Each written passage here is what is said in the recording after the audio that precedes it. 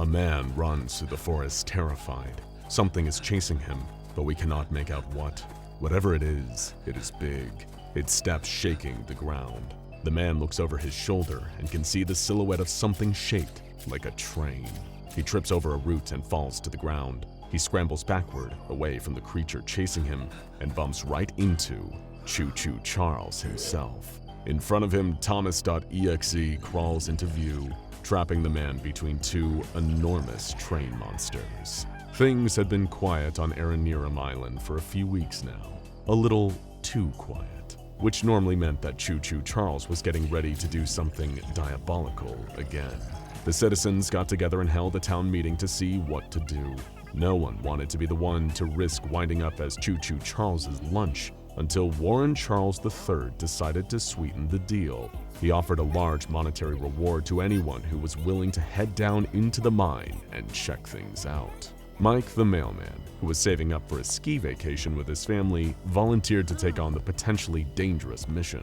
He grabbed his mailbag, ordinarily reserved for carrying, well, mail, and filled it with supplies: a lantern, a rifle, and some muffins just in case he got hungry on the way. With his bag packed and the promise of wealth waiting for him on the other side, he prepared to venture into Choo Choo Charles's domain. Neither rain, nor snow, nor sleet, nor giant man-eating train spider would keep this mailman from his appointed task. Mike headed into the entrance to the mine, holding his lantern to illuminate the darkness inside. He couldn't see much, only the tunnel stretching on seemingly forever. A little bit into the tunnel, he spotted an empty minecart. Well, Mike the mailman was one who valued working smarter over working harder, so he hopped into the cart and began to ride it deeper into the mine. Along the way, he kept an eye out for any signs of Choo Choo Charles, but he didn't see anything.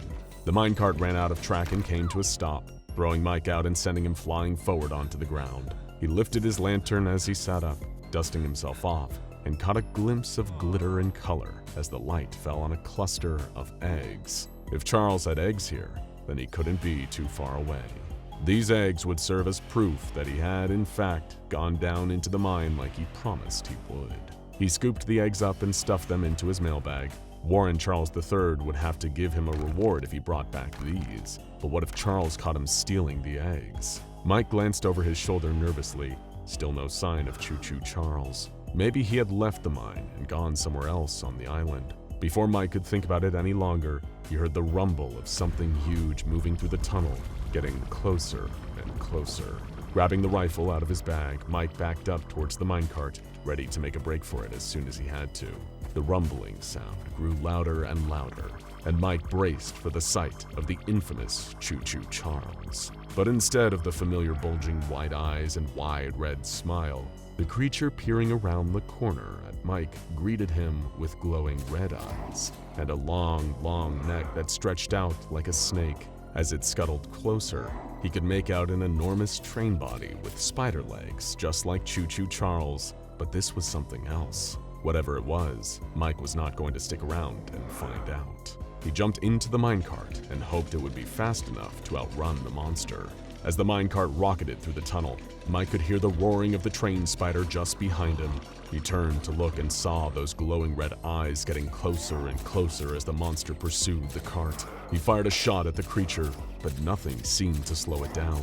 After a second look, he was certain that it was not Choo Choo Charles. But then, what was it? And where was Choo Choo Charles? The minecart screeched to a stop again, but Mike hadn't used up the whole track. He turned and saw that Thomas.exe had grabbed a hold of the back of the cart and was stretching its neck out toward him. That wide smile looked ready to swallow him whole. Mike fired another shot, and this one hit. While the creature was distracted, he climbed out of the cart and sprinted toward the exit. Mike raced through the forest, listening as Thomas.exe roared and scuttled out of the mine behind him. He just had to keep running until the monster lost track of him.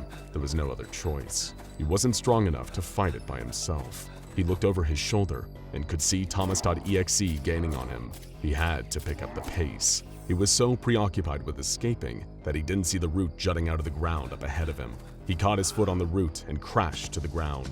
He crawled backwards, trying to stand back up, and felt his back hit something metal. He turned and saw Choo Choo Charles curled up in the forest clearing.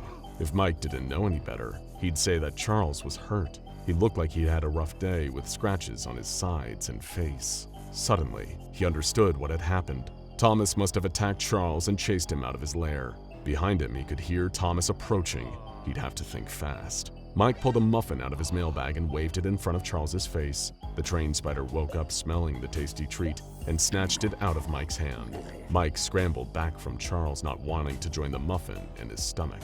But it had worked. Charles was awake, and not a moment too soon, because Thomas had caught up to Mike. Mike ducked behind a tree, hiding from Thomas.exe. He could only hope that the two train spiders would be distracted by each other, and he could use that opportunity to escape. At the sight of Thomas, Choo Choo Charles let out a mighty screech, skittering towards the enemy train spider. The two behemoths collided with a mighty crash and a flurry of spindly legs and sharp teeth. To Mike's horror, Thomas knocked Charles onto his side, knocking trees to the ground as he landed. Oh no. Thomas was clearly a lot stronger than Charles, especially in his injured state. What could he do? He couldn't exactly join in on the fight. He could be eaten alive or crushed. As he watched, Charles flipped himself back over and rushed Thomas again. He chomped onto Thomas's long neck and bit down, refusing to let go even as the other train monster tried to shake him off. He was holding his own for now, but what would happen when Thomas knocked Charles down for good? He would probably head into town next, and who knew what kind of destruction he'd cause. Mike couldn't just sit there and watch. Suddenly, he remembered the eggs he had stuffed into his mailbag. He remembered a story he had heard about what happened when Charles's eggs were taken to the ancient temple and destroyed. The energy would transform Charles into a bigger, deadlier version of himself. Maybe if Mike helped him transform, Charles could defeat Thomas. There wasn't much time. No matter how scared or tired he was, Mike had to get to the temple, and fast. He ran as fast as he could until he reached the temple, and he pulled the eggs out of his bag. He hoped that this was the right thing to do.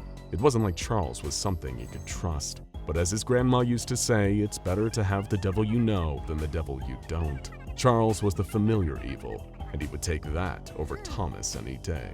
Mike placed the eggs into the temple prism, and a massive beam of energy shot out. Did it work? Only one way to find out. Mike arrived back at the scene of the epic battle between Thomas and Charles just in time to see Charles transform. He grew larger, red spikes growing out of his legs and red energy glowing all over his body.